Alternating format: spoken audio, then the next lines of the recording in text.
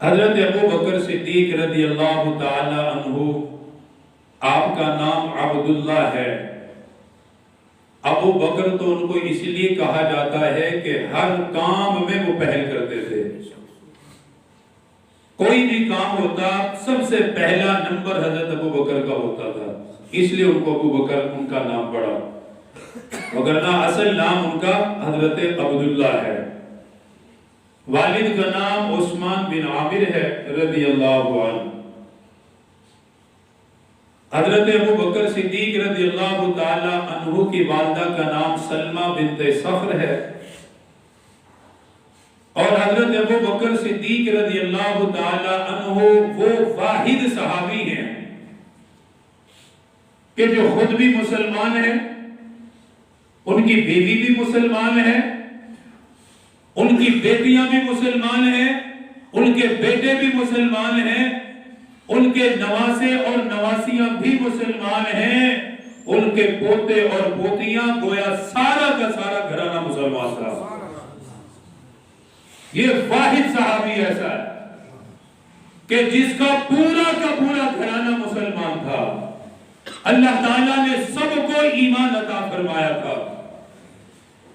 حضرت ابو بکر صدیق رضی اللہ تعالی عنہ کے والد حضرت عثمان بن عامر یہ فتح مکہ کے بعد مسلمان ہوئے۔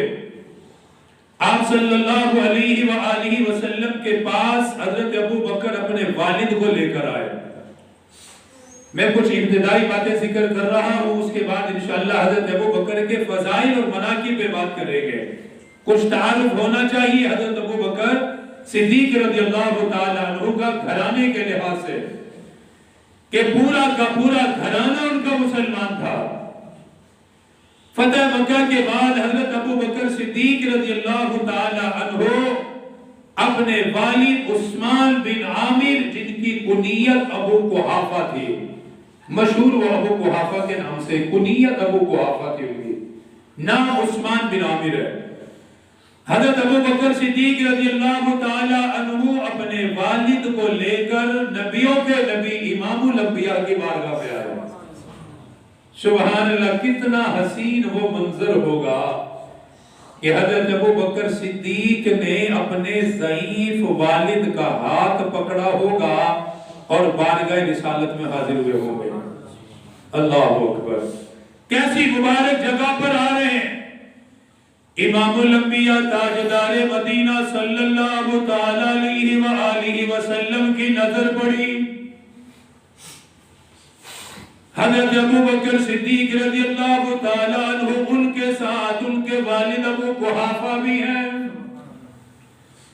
اللہ اکبر، آنے سے اندازہ لگا لیا، چلنے سے اندازہ لگا لیا کہ ابو قحافہ اسلام کے لیے آ رہا ہے۔ حضرت ابو بکر صدیق رضی اللہ تعالیٰ عنہ خدمت اقدس میں حاضر ہوئے، عرض کرنے لگے، آقا اللہ پاک نے توفیق دی، اللہ پاک نے قبول فرمایا، میرے والد کے دل میں اللہ نے ایمان کو پیدا کر دیا، اسلام کی عظمت کو پیدا کر دیا، میرا والد کلمہ پڑھنے کے لیے آیا ہے، آپ کے ہاتھ پہ بیعت کرنے کے لیے آیا ہے، آپ کو اپنا امام ماننے کے لیے وہ آیا ہے۔ آقا میرے والد کو کلمہ بھی پڑھا دیجئے، ان کی بیعت بھی لے لیجئے۔ اللہ اکبر، امام الانبیاء تاجدار مدینہ صلی اللہ تعالی علیہ وسلم کو حضرت ابو بکر سے کس قدر تعلق تھا، کس قدر محبت کا معاملہ تھا۔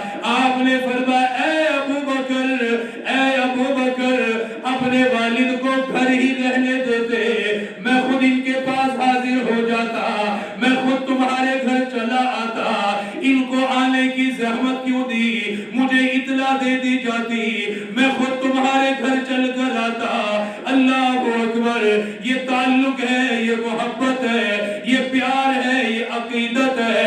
آقا مدنی نے اتنا شرف دیا، آقا مدنی نے حضرت ابو بکر کا اتنا لحاظ کیا، فرمایا ابو بکر اگر تم مجھے ہی آ کے بتا دیتا تیرا والد بیعت کرنا چاہتا ہے، کلمہ پڑھنا چاہتا ہے، میں نبیوں کا نبی امام الانبیاء خود تیرے گھر آتا، تیرے والد والد کو کلمہ بھی پڑھاتا، میں اس کی بیعت بھی لے لیتا۔